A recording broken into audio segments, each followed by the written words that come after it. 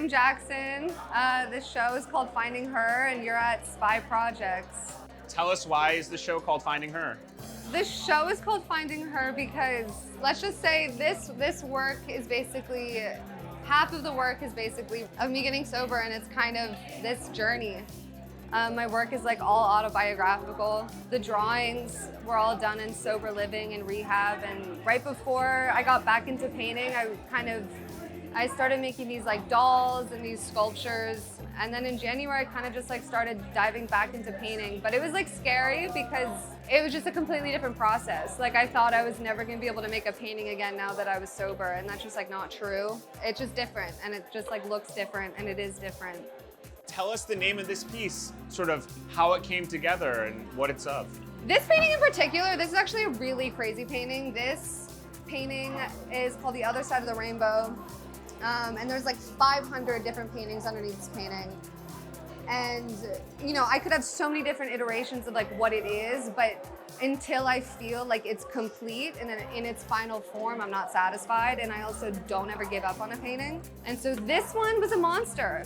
This one was a monster to make. And I think what happened was I made a drawing months and months and months before I was like, while I was working on this painting, I made a drawing in New York somewhere. And when I was trying to fix this painting, I like had that drawing in mind, and I was like, oh my God, that's the answer to this fucking painting.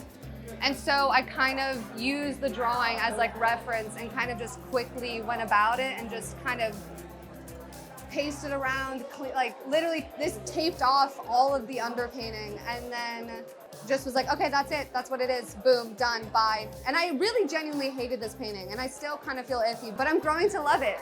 I don't know, I feel like you grow to love your work over time. It's like constantly like this.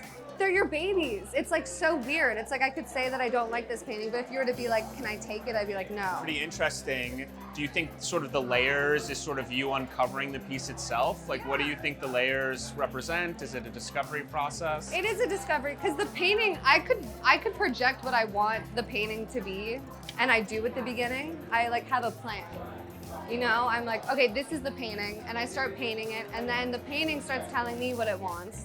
And then I kind of have to relax and like let go and just kind of have a relationship with the painting and kind of literally let go and like not have so much control. And then slowly the painting kind of tells you what it wants. And for me, that's why I love, like I have like a huge sander, and it's just like a lot of sanding and reapplying and sanding. And I think the funnest and saddest part of making these paintings is like, they sometimes get to a point and they're like so close to being finished, but it's so not right.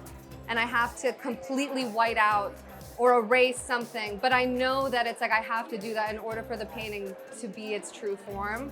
And it's this like saddening thing where it's like, and most often, it's the areas I spend the most time on that I have to erase, which is really tragic, you know? Because it's like, I spend these grueling hours doing these tiny things, and then I end up just covering all of it. But it's what makes the painting. Tell us how art sort of changed your life. Wow. I mean, it's my everything. I don't know, I've been making art since I was like a little kid.